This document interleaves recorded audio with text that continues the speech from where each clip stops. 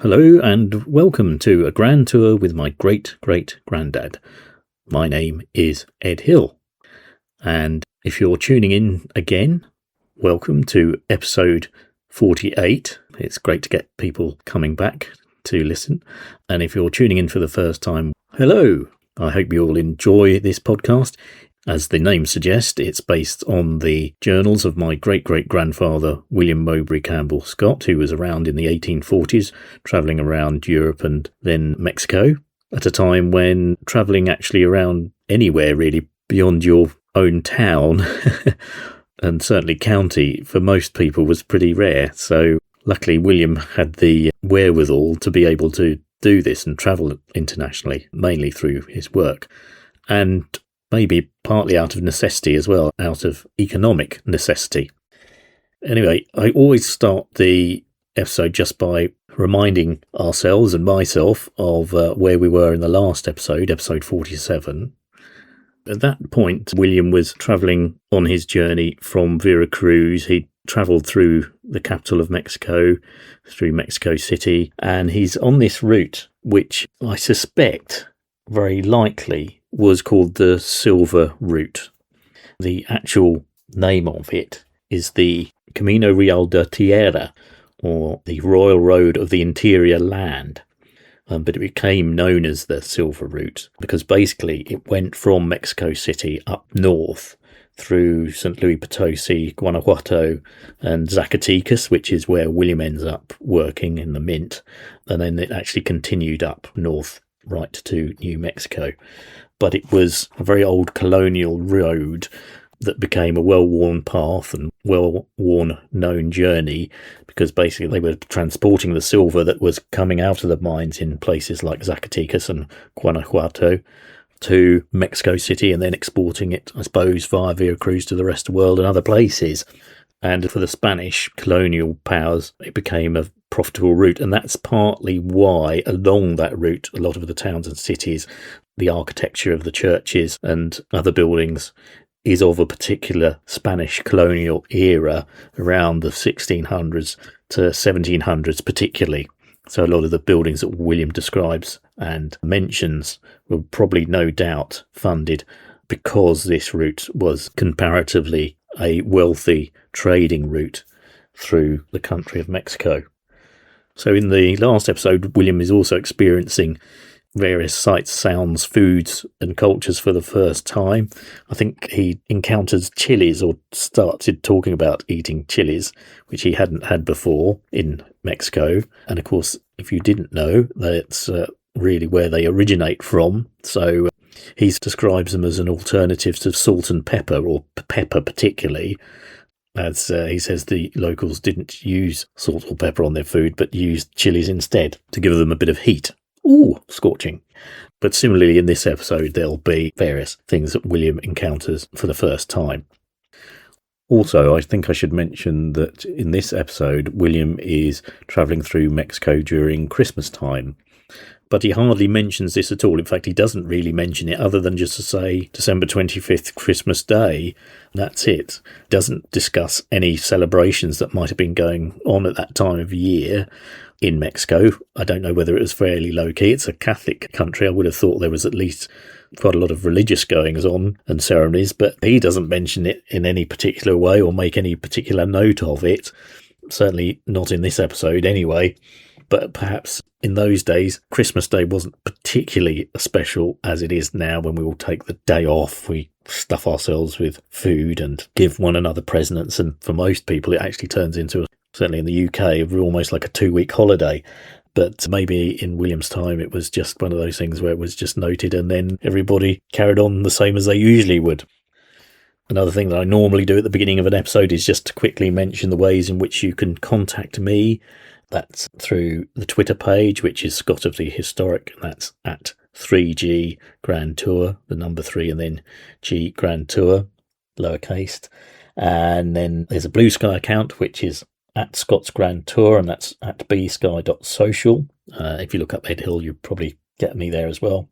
And there's a Facebook page, which is at Grand Tour with my Great Grandad. All those are social media ways in which you can contact me. And I've got other ones as well. I think there's a Mastodon account. Certainly in terms of podcast platforms, the podcast is pretty well available on all the main ones. Apple Podcasts, Amazon Music, Spotify, all those jobs. Deezer, Weezer, Geezer, and Gotta please her. No, anyway, I exaggerate. So anyway, at the beginning of this episode, I should say what's happening before we begin. William, as I say, is continuing this journey. He's left a place called Celaya and he's continuing on the road to a town or city called Leon, which now is quite a big and important city in Mexico, but at William's time was really just a fairly small stop-off on his way to Zacatecas.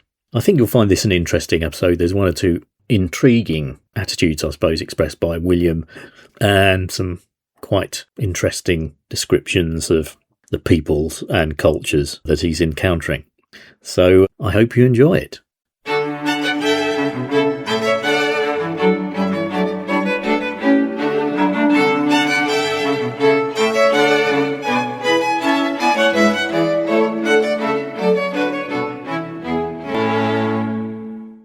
December 21st. This was St. Thomas's Day, and in Europe considered as the shortest of the year, but here it was daylight for at least 12 hours. Left Celaya at 7 this morning, with roads as before very soft and muddy. 1 mile from Celaya we crossed a river of considerable depth and width, the surrounding country a fine plain and exceedingly fertile. There had been a fair at San Juan de los Lagos, one of the most considerable in the Republic of Mexico, merchant and dealers attending it for many hundreds of miles. Consequently, the road was thronged by people returning from it. This made the way otherwise uninteresting a varied and continual changing scene. The unwieldy Mexican coach drawn by 8 mules and containing the more wealthy trader and his family, for a Mexican cannot move without his woman. Groups of horsemen, strings of mules laden with merchandise of every description, soldiers conveying money, peasants and their wives and children, the latter mounted on donkeys, players and mountebanks.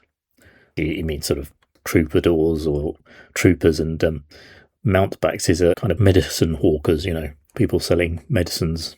Snake oil people, I suppose you might say. Players and mountebanks passed us in such quick succession that the domes and spires of Leon had broke upon our sight before we could believe ourselves in spite of the muddy roads in its vicinity.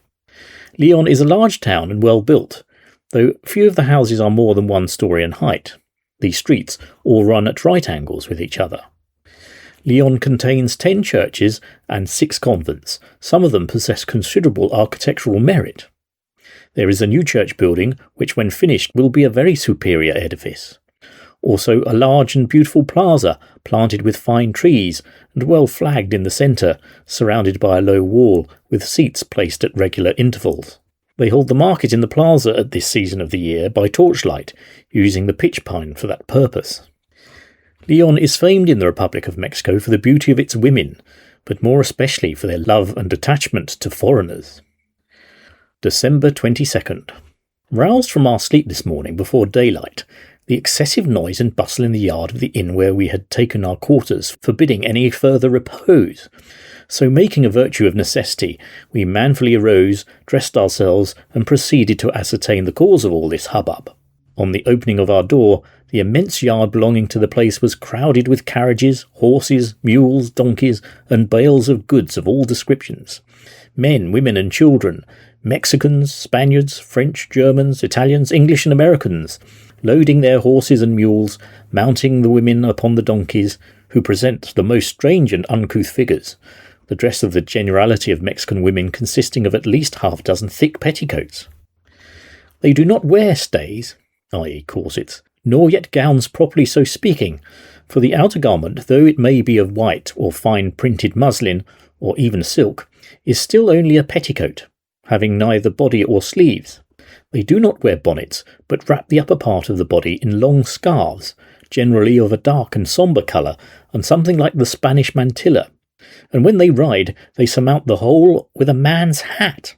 Several I have seen on horseback ride the same as a man, and as very few of the females wear stockings, their appearance is anything but prepossessing. Fancy to yourselves, my fair countrywomen, one of your own sex, with a fine white muslin dress ornamented with 3 or 4 large flounces, so that's frills really, and a pair of white shoes, and naked yellow legs peeking from under it. The Mexican ladies having a partiality for short drapery also. Others I have seen with 5 or 6 petticoats of different colours, the outer one the shortest, and perhaps white or a light colour, the next perhaps red, surmounting a blue or green. But they always take care to have a contrast in colours, and to arrange matters so as to show them all. Finding that the bustle and noise was rather increasing than otherwise, we procured some breakfast with considerable difficulty, and at once bid adieu to Lyon. After leaving the town, we had about half a league of the most infernal muddy road I ever saw, so bad that we was in continual danger of getting horses stuck fast. The cargo mules actually got stuck fast several times, and Mr. Hammond's cargo mule got into a large hole, and the men were obliged to load and drag her out with their lassos. After this, we had 3 leagues of rough stony ground up the side of a mountain, and then down a steep rocky and dangerous declivity on the other side. We stopped at a small hut for refreshment, fried eggs or frijoles, that's beans, basically, French haricot beans, constituting our repast. Then proceeded along deep muddy lanes for some distance, then across a large valley studded with lakes, next a road alternately sandy and muddy, and finally across a deep and rapid river, over which we had to swim horses and mules, sending the luggage over in boats to the town of Lagos, a considerable place laying on the slope of a hill, and the river forming a semicircle around it. The houses are well built and neatly coloured, and it is certainly one of the cleanest and prettiest places I have yet seen here. In the centre of the town, as usual, is the plaza, at the upper end of which is the parish church, a large and stately building richly ornamented, that would do honour to the city of Mexico itself. There are also 5 other churches, very neat edifices, and a convent that affords one of the finest specimens of Moorish architecture I have ever seen. Opposite to the inn where we were staying is a public billiard room, and amongst the rest were 2 priests playing, whose noise and gestures appeared highly to amuse the bystanders, a proof, I should think, of the low state of morals in this country. Lagos is situated in the department of Guanajuato, and is 25 leagues north of the city, population 9,500. Right, I'm going to stop here just to explain a few things from this section of the journal.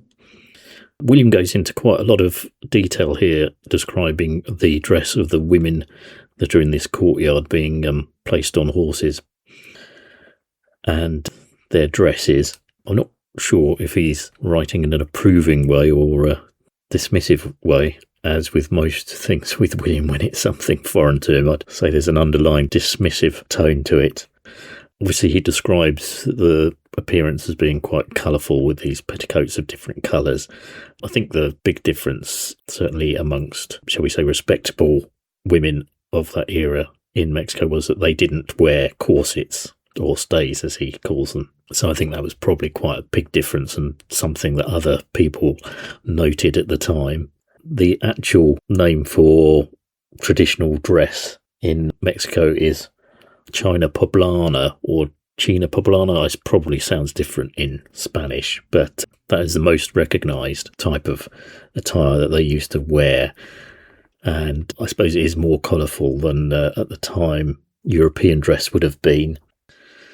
William mentions them wearing a scarf over their head, or a mantilla, which is kind of like a black laced scarf that Spanish women wear or wore. And then he talks about them topping it off with a hat and riding astride a horse. Again, he says it in this rather dismissive tone or critical tone. I don't know whether culturally, obviously, horse riding in Mexico was a big thing. And perhaps there was a crossover between men and women being able to demonstrate their ability to ride a horse well.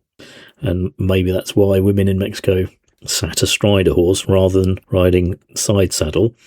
Certainly the hat would have been necessary anyway because of the heat and the sun of the country. So I've seen some images where the women are wearing a little sort of black hat, not a sombrero, but a small black hat from illustrations of this time. Really, it just seems to me to make perfectly sensible sense in a very hot country to have a hat and wear fairly loose clothes that aren't constraining your guts like some of those really tight corsets of that period that you see European women wearing.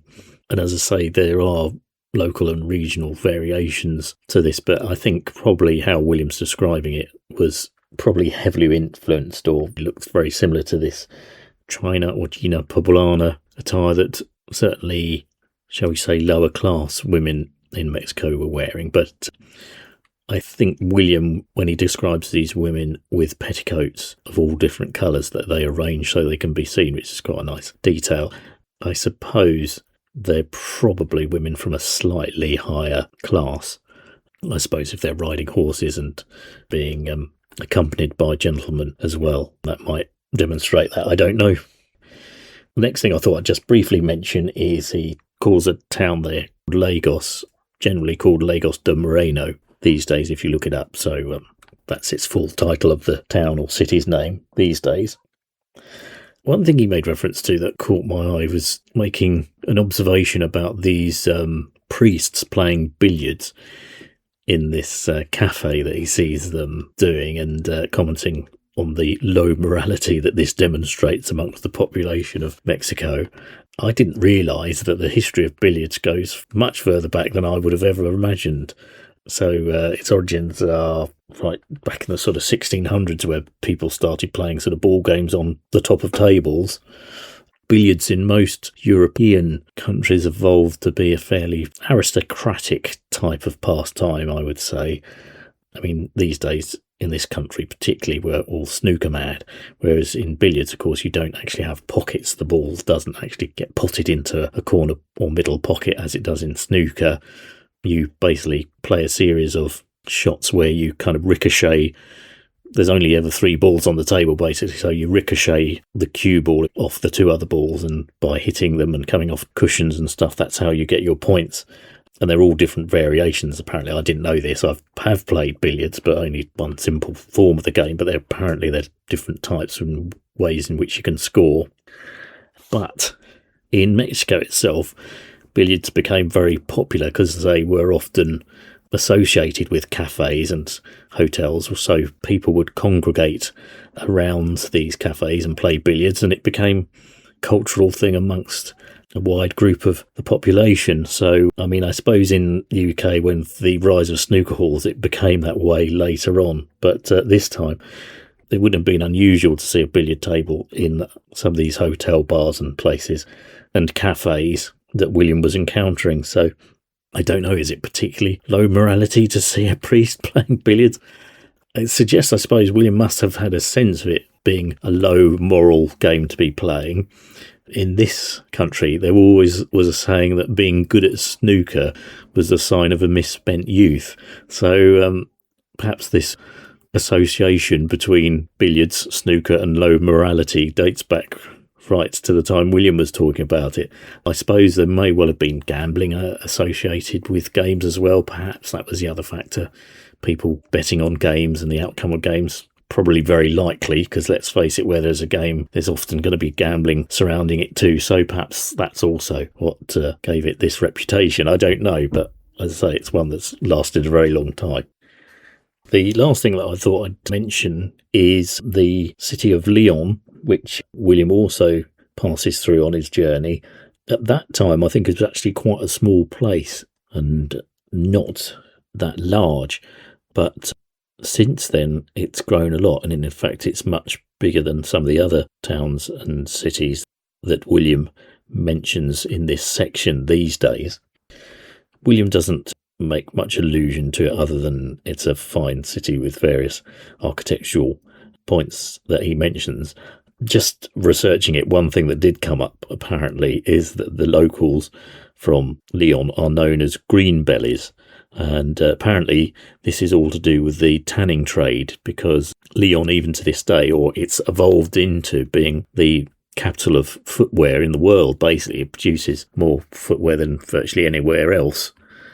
I think I've got some figures here, actually. So footwear and leather in Leon continues to lead in Mexico in the shoe production and leather goods. In 2024, international sales reached $1.91 billion US dollars. And about half of that was in the leather goods. So it's still a very important trade to this day. Anyway, apparently the reason they were called green bellies, well, there's two tales associated with it, but I give this one more credence, is that in the trade of tanning, they used a lot of vegetable-based dyes and mixed with copper salts as well to tan and dye the leather goods and treat them. And this rubbed off on their aprons and on their stomachs and also on their hands and produced this green-looking stain on them, on their stomachs. And so they got this name, green bellies. The other origin of the story is that they used to eat a lot of vegetables and lettuce particularly. That was another reason they were called green bellies. But I think the one related to the leather industry seems more credible to me.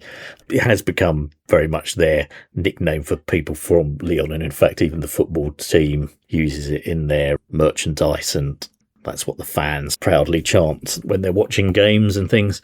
So it's very much part of the town's identity to be called a green belly.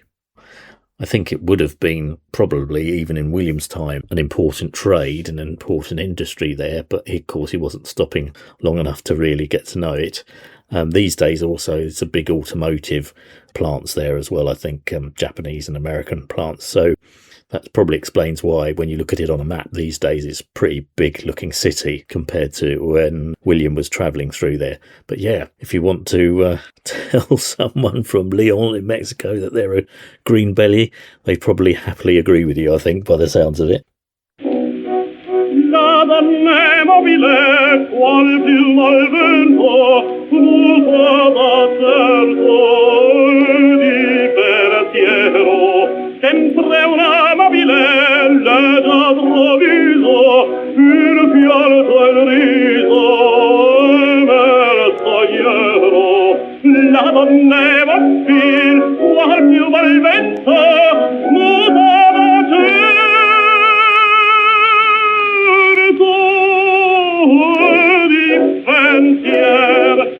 December 23rd. Over a gradual, ascending and very fruitful country, we reached Bias, a small inn with a few cottages around it. On the whole of the road from Lagos to this place, we saw but 2 haciendas, or farmhouses, and a few straggling huts. We stopped at a small house to breakfast on tea and eggs, the former article we carried along with us. The small hamlet of Bias is situated in a beautiful and fertile valley on the banks of a finely wooded river, and the cottages around, built of adobes or sun-dried bricks, bore more evident marks of plenty and comfort than I have seen in any part of the Republic. Short as this day's journey was, for we arrived here by 2 o'clock, we had crossed no less than 12 rivers on our course, one a most amazing deep hole where the horses suddenly plumped up to the neck. We this day saw a large quantity of wildfowl and rabbits. After we had taken some refreshment, I went for a stroll on the banks of the river. The scenery is soft and beautiful, the afternoon exceedingly fine, and the climate the most genial I have ever experienced. I had some pretty amusement watching a number of females crossing the river, and certainly it was laughable to see the younger ones pull off their shoes, lift their drapery, and march boldly into the stream, contrasted with the slow and steady step of those of riper years.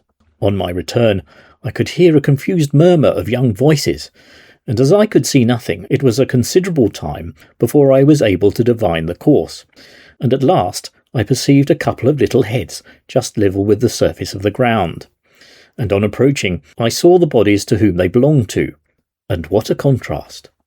One was of the pure Indian blood and of dark copper colour, apparently about 5 years of age, with long thin black hair, fine features and eyes sharp and piercing as the stars.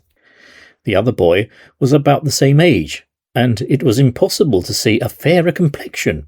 His blue eyes and flaxen hair proclaimed at once his Saxon lineage, and although he spoke in a language that suggested the mother might be Mexican, the sire was undoubtedly from a distant land, such as England or Germany. Returning to the inn, I threw myself upon a stone bench in front of it, and taking a book from my pocket, proceeded to note down the memorandums of the day. Intent upon my task, I looked round me until I found it growing suddenly dark. When lifting up my eyes, I found that I was surrounded by a dozen people, at least, watching my movements. Seeing this, I returned the book to my pocket, and in a few minutes was again alone. Before me lay a beautiful tract of country, the river winding through the midst of it, its banks lined with pepper trees. In a small enclosure our horses and mules were feeding and rolling themselves about in the greatest enjoyment. To the right were large patches of maize, ready for gathering, whilst the other crops were the young wheats, in a very forward state for the early spring crop. On my left, a vast tract of meadowland stretched away as far as the eye could see, swarming with cattle, horses and mules. Directly in front were a dozen cottages at the distance of 100 yards, and here the children were sporting and playing with each other in all the gaiety and innocence of youth, whilst a number of fat hogs and donkeys were basking in the sun. I took out my watch. It pointed to the hour of 4. Well, I thought to myself, it is now 10 o'clock in England. It is Saturday night. The markets of the metropolis and the great manufacturing towns are swarming with people, and amongst that mighty mass of human beings, how many thousands are starving with hunger? How many are looking with longing and devouring eyes on the good things of this world, and have not the wherewithal to purchase? And how many also are spending the week's hard-wrought earnings in drunkenness, riots, and debauchery, and leaving their families to starve, whilst others who vainly try for honest labour cannot obtain it? But here is a country capable of maintaining a population 50 times its present number, fruitful beyond measure, and one of the finest climates on the habitable globe, in possession of a people who neither know nor can appreciate its benefits and blessings. Countrymen, descendants of the Danes, the Saxons and the Normans, where is the spirit that animated your forefathers? Has the mixing of the blood degenerated the breed? You are too thick in England, but there is plenty of room for ages to come on the western continent. You must call upon the government, the nobility, the millionaires, to provide you with the means of transport to another land, where you can receive the reward that your skill and industry entitle you to, and which some day or other must either be the case, or the alternative of revolution, famine, and pestilence. But hark! The vesper bell sounds on the breeze, and whispers gently through the trees, all to the chapel now repair, to offer up their evening prayer. And as the shades of the evening are closing around me, I shall here finish the chapter on what Manning calls the Happy Valley. Right, I thought I'd stop here to talk about a few things in this section of the journal that William discusses. There's a couple of strange bits in this section that I remember reading them the first time round and thinking they were rather odd. I think the first one is this example of him looking at these two young children, these two young boys, and comparing their genetic history, if you like. Obviously, one child being what William calls a native child, and the other one betraying his Saxon heritage because of his blonde hair. Not surprising, really, is it, that would be the case anywhere, really, if you get migration and immigration from various places around the world to another place. Of course, you're going to get mixed-race children. But it did make me just think a little bit about this whole thing of Mexican heritage in terms of how the race is mixed, particularly after the Spanish colonization. And this boy with the blue eyes and blonde hair, but speaking Spanish, would very likely qualify as what the Mexicans called a mestizos, or mestizos. I'm not sure I'm quite saying that right. Anyway, basically that just means mixed race. And actually, as Mexico's history developed, it became quite an important political term in a way. It was a source of identity. because obviously there were hundreds of years of Spanish and native peoples mixing once the Spanish arrived in Mexico. And of course, they mixed and they had relationships and so forth, and they had children. And surprise, surprise, a new race of people was created. And of course, the majority of people, it was a mixture of, native peoples and Spanish. But this term mestizos, which means mixed race, after the Spanish were kicked out in terms of ruling Mexico, it became an important sort of identity for Mexicans to embrace, really, and see it as their national identity of being, a mixture of native peoples and Spanish peoples and Saxon peoples, as this little boy may well have been, who was probably from Germany or Britain, as William mentions. So actually, in terms of Mexican identity and the Mexican sort of revolution that happened after they defeated the Spanish, or they'd managed to get away from the clutches of Spanish rule, it became a way to embrace their cultural heritage and identity. And it's said today probably around 40 to 90%, so which is a very broad figure, but between 40 and 90% of Mexicans are what you term mestizos. But I think these days, as the world's become more global generally, you'll find many more mixed race peoples all over the world these days. I think what struck me the first time when I read it was the way William talks about it in this rather strange way. I remember thinking it was a bit racist, but I don't think it really is when I read it again this time.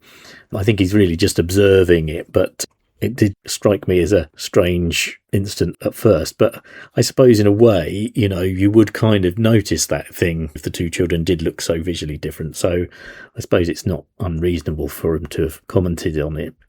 A little bit later on in this bit, he then does this sort of call to arms of saying to British people, come out to the Americas, come out to Mexico, where there's plenty of room, there's opportunity, where you'll have a better life, where things will be much better for you, much sweeter. This definitely didn't happen in terms of immigration from the UK to Mexico, because figures were very low. There are some particular examples of it, and William is part of it. A lot of Cornish miners went out to Mexico, like William is essentially, to help with the mining industry and develop that. And this is why the Mexicans, after the war against the Spanish, when their mines had been closed down while they fought the Spanish, the mines had got into disrepair and needed pumping out. I think I've discussed this before. And so they needed the technological expertise, if you like, of a more modern country like Britain, and the tin miners from Cornwall to come out there and introduce these new techniques. So William is very much part of that, although he's got no Cornish heritage related to him whatsoever. But in fact, the little Cornish community became quite a prominent one at one time in Hidalgo, where a lot of the mines are. And a little Cornish community built up there, and apparently that's how football was introduced into Mexico, and rugby, and also the Cornish pasty. And there's a Mexican variation of the Cornish pasty. I think it's called the paste. But basically that kind of evolved from what was the Cornish pasty, and it's still celebrated in Hidalgo today. But I just thought it was funny. There was quite a lot of immigration at this time to Mexico, but not very much, certainly from Britain. And so, yeah, they obviously didn't take William up on the offer or the idea of going to Mexico and reaping the opportunities. In actual fact, I think, as I've mentioned before, most of these mining endeavours that British companies invested in Mexico, although it did sort of modernise the industry there, it financially wasn't a huge benefit to them, and a lot of them failed. The last thing I thought I'd just mention is this term Happy Valley. And when I read it, I thought, oh, there's an author called Manning who uses the term Happy Valley, which of course is not the case. He's talking about his fellow travelling companion Manning, who used the term Happy Valley. But I think what happened was I looked it up. And of course, it is a term that's sort of known. It was originally used by Samuel Johnson in his novel, The History of Roselles, Prince of Abyssinia. And in this story, this Prince Roselles, it's Rasslas, Rosales, Prince Rosales, I don't know. Anyway, in this novel, he spends time in what's called the Happy Valley, which is a kind of secluded paradise where the royals of Abyssinia spend all their days. And after a while, he becomes disenchanted with it because, it's all just too perfect. And so he wants to escape. So Samuel Johnson was sort of using it as a metaphor of a kind of, decadent lifestyle or a decadent place that really is against sort of human nature, which desires to be inquisitive about things and seek out things and not just live a life of luxury and pleasure. So that's where the term comes from. This book, The History of Razalaz, Prince of Abyssinia. I can't say it very well. The other thing that struck me as I remembered the term these days, it's also used ironically in a quite famous British TV series called Happy Valley, which is set in, I think it's in Yorkshire anyway, but it's all about a police constable. She's a very tough constable, and in her area, of course, there's all sorts of crimes and things happening, so it's not a happy valley at all. So it's used in that sort of ironic sense, rather like Samuel Johnson originally used it. And apparently there are also times when it was used particularly for a group of people in Kenya at one time. This small sort of expat community became known as the Happy Valley because of their rather hedonistic ways. And I don't know if you've ever seen or read the book White Mischief. That's basically the era and time and location in Kenya that's set in that time of the Happy Valley. So it has that connotation as well. Apparently also in Hong Kong, it dates back to a place there where many British soldiers died because of malaria. So it's often used, it seems to me, in this slightly ironic sense.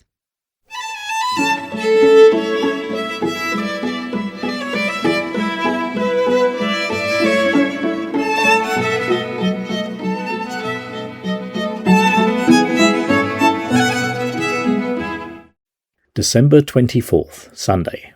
From Bias to Aguascalientes. William wrote that as 2 words, but now it's 1 word, Aguascalientes. I think I'm probably saying that wrong, but anyway, it's quite a big town actually in Mexico. Aguascalientes, 12 leagues and the pleasantest day's ride of the whole journey. The weather most serene and beautiful, alternately gentle hills and pleasant valleys, the country well wooded and exceedingly fruitful, but at the same time nearly destitute of inhabitants.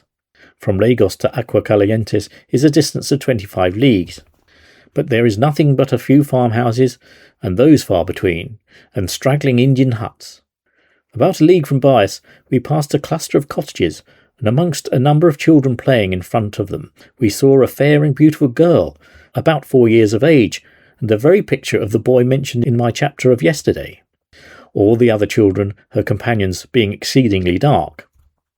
After this passed a great number of small lakes, their surfaces covered with immense quantities of wildfowl. Vast numbers of squirrels were also sporting in the trees. At 11 o'clock came to the banks of a most romantic stream, and here we halted, watered our horses, took off their saddles, and allowed them to roll and graze, whilst we had a fire made, water and eggs boiled, and made the most hearty breakfast. I do not know that I ever enjoyed one more. Such is travelling in this country. Mounted on a good steed and a wallet well provided, the country is before you to choose your own track. No confinement of dusty roads here, but onward you may pass, unquestioned over moor and mountain, hill and dale, from city to city and from town to town. Reached Aguascalientes at 4 in the afternoon, and took up my quarters at the Hotel de la Libertas. On our arrival, found a countryman there, a person of the name of Rowe from Fresnillo, a mining town 15 leagues north of Zacatecas. He was going down to Guanajuato to meet his wife, recently arrived from England. The town of Aguascalientes is a fine, large town, and next to the city of Mexico, the best built of any in the Republic. During the period of Spanish rule, it was an exceedingly rich place. The hotel where we were staying had formerly been the residence of one of the old Spanish nobles, and at that time had been a splendid edifice. The great staircase would do honour to a palace, and its noble galleries and large and lofty rooms present an imposing appearance. And behind it there is stabling for 200 horses. The plaza on one side of which the hotel stands is a noble square planted with vine trees. In the centre stands a lofty column in the Ionic order of architecture and surmounted by a statue of Liberty. At the corners are 4 handsome fountains. The cathedral, which stands on the east side of the plaza, is a large and stately building, richly decorated both externally and internally. The town hall, barracks, and the arsenals are also fine edifices. Most of the best houses are richly decorated on the exterior. Adjoining the plaza is an immense building of a square form and 2 stories in height, a large open space in the centre where the market is held. The building is surrounded by broad covered galleries, both externally and internally, which form a delightful promenade and was swarming with people of both sexes. It is called the Bazaar and is occupied by shops of all descriptions, the lower part by eating houses, cafes, liquor shops, grocers, billiard rooms, etc., and the upper story by drapery and fancy goods. This town contains 5 handsome churches besides the cathedral, an Italian opera house, the company performing alternately here and at Zacatecas, a theatre and an arena for bullfights. Aguascalientes is situated in the department of Zacatecas and is 31 leagues south of the city. Population 21,500 persons. December 25th, Christmas Day. Aguascalientes to San Jacinto or Cape Point, the reverse of yesterday. The longest and hardest day's ride of the series, being a distance of 18 leagues, alternately hill and dale, lakes and waterfowl, vast tracts of wheat and maize, the peasantry busy at work getting in the latter. We saw vast quantities of wild geese in the maize fields, and a smaller species named guya. I haven't been actually able to find the name of this type of goose.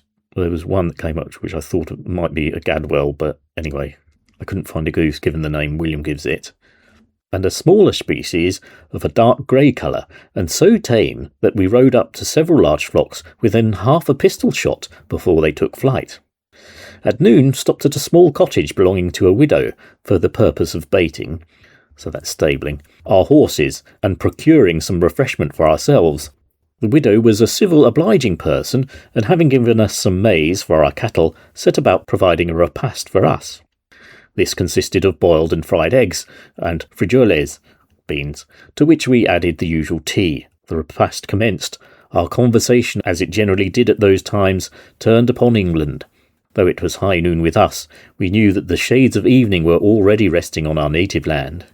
We thought and spoke about the happy faces that were at that moment gathered round the blazing sea-coal fires.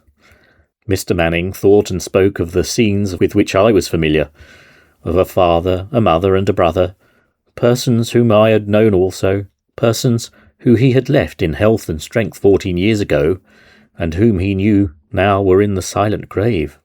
I thought also of them whom I had left, of a beloved wife and children, and others who were near and dear to me. But by now the conversation was beginning to take rather a melancholy tone, when Manning suddenly bethought him of a bottle of excellent cognac we had brought at Aguascalientes, which was quickly produced, and soon gave a change to the conversation. We drank to health, happiness, and prosperity, to absent friends, and success to ourselves, so that the bottle was soon drained to the bottom. Having stopped here for 2 hours, we resumed our journey, and Hammond, having a spare mule with him of large size, he changed his saddle to that animal, a change I guess that he had better not made, as it got him into a plaguey, ugly fix. So that word plaguey means troublesome. So that really is an antiquated word that William uses there that I'd never heard of. It had been our intention to have stopped the night at a large hacienda 14 leagues from Aguascalientes, but when we arrived there we found them already full, so that we was obliged to push on to Cape Point, 4 leagues further.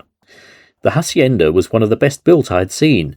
A large and well-built house in which the proprietor resided formed the upper end of a square. Down the sides and lower was neat whitewashed cottages. The centre laid out as a garden and surrounded by large trees. We had arrived about half a league distance from Cape Point when the sun set, and in this country there is no twilight. In a quarter of an hour after the sun sets it is pitch dark. Just at this moment we came upon a new-made road, the sides planted with young trees, and apparently running in a straight direction for the point, whose buildings we could see, gilded by the last rays of the setting sun. We therefore took that course, and had arrived within 150 yards of the place, when my horse suddenly came to a dead halt, and neither whip nor spur would compel him to move forward, though he made several attempts to turn back. It was now so dark that we could not see the yard before us, and Hammond, who was riding behind me, getting vexed at that day, dashed his spurs into the mule and passed me in a moment, and at the next was floundering neck-deep in a large mud hole. The road we had come along was quite new, and a large trench had been dug across it at this spot for the purpose of building a bridge, but the heavy rains some days previous and the great quantity of water brought from the mountains had washed it into a most dangerous spot. Fortunately for us, and more especially for Hammond, some peasants heard us and extracted him from his disagreeable dilemma. They then conducted us along a circuitous route in safety to the hotel, where he changed his clothes and immediately tumbled into bed, considerably more frightened than hurt. Right, I'm going to stop at this point to say a few things. Firstly, I just thought I'd comment on this rather maudlin conversation that William is having with his fellow travellers, looking back to England and the people who they had known and were likely to have died since they'd been away in Mexico. I'll just reiterate again, because I've said this a number of times, but the average life expectancy in the UK in the 1840s was not much above 40. Now, obviously, this was mainly due to the very high levels of infant mortality at that time. Really, many children didn't live beyond the age of 5.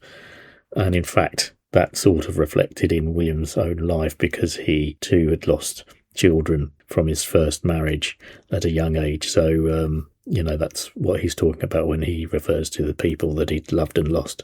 But also his first wife must have died fairly young as well.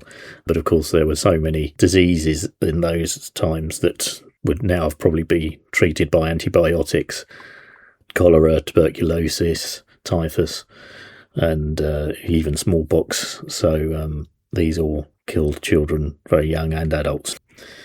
Anyway, they still found a bottle of cognac to cheer them up after feeling a bit down. Then I thought I'd just move on to talking about Aguascalientes, this city that William's stopping off at this point, or town it would have been then, I suppose. It's actually quite an historical town in many ways. It's on this main route that William's travelling on from Mexico through to Zacatecas, which was known as the Silver Route, because it was obviously the main route silver and gold was transported by between those two cities. And also, funnily enough, coming the other way, mercury from Europe was being exported to use in the mining industry, particularly the silver mining industry, because they used that to help separate silver from the mineral ore.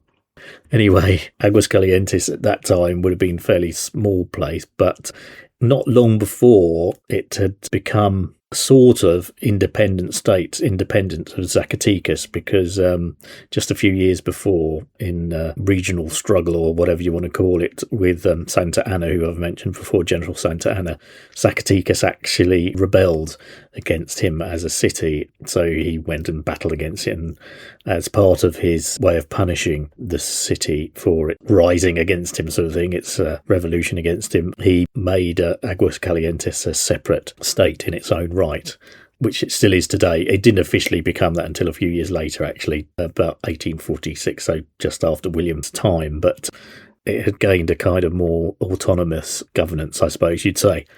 There's a couple of interesting things about it. It's called, or was known as, the Perforated City, because underneath it are a myriad of tunnels and chambers that some of them were excavated by, it's thought, native Indian tribes hundreds of years ago before the Spanish arrived, but then they were extended by the Spanish and others as well to be used as aqueducts and aquaflows and things like that. Anyway, they still exist today, or some of them are open to the tourists, but not many, because apparently they're structurally quite dangerous, so they don't risk people going down them. But it's got this nickname, or had this nickname, of being the Perforated City. These days it's known as a big winemaking region of Mexico. I think it may be even the biggest winemaking region of Mexico. So Mexico's wine industry and trade is growing, and Aguascalientes is a sort of centre of that.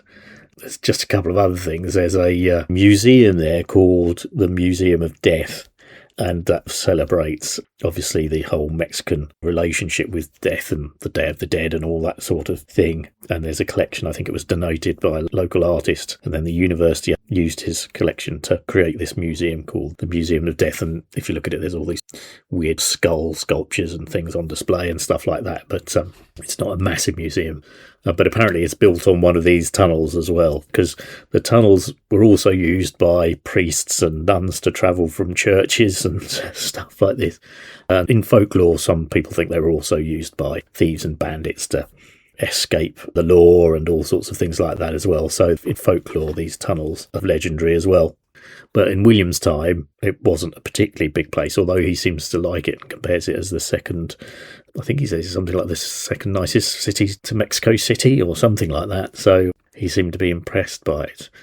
And just one last thing I thought I'd mention, as William is there at Christmas time, there's a strong link with Aguascalientes and Mexico and the rest of the world, and that's the poinsettia plant, because that's a native plant of that area of Mexico. So it was widely grown in that region at the time, and obviously with its very distinctive red, they like kind of flowers, but they also sort of like leaves, aren't they? But anyway, the poinsettia was widely grown in Mexico at this time, and particularly in this region. And the Aztecs, of course, used the flowers as a red dye, but its association with Christmas grew and grew.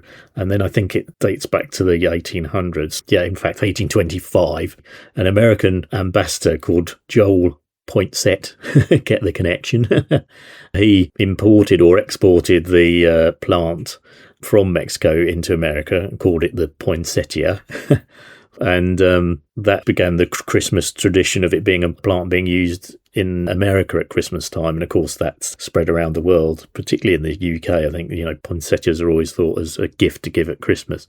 So I suppose it's proof for it that William is travelling in this region at Christmas time, which is the source and original home of the poinsettia plant. And of course, it's still used in Mexico a lot around Christmas time as a natural source of decoration.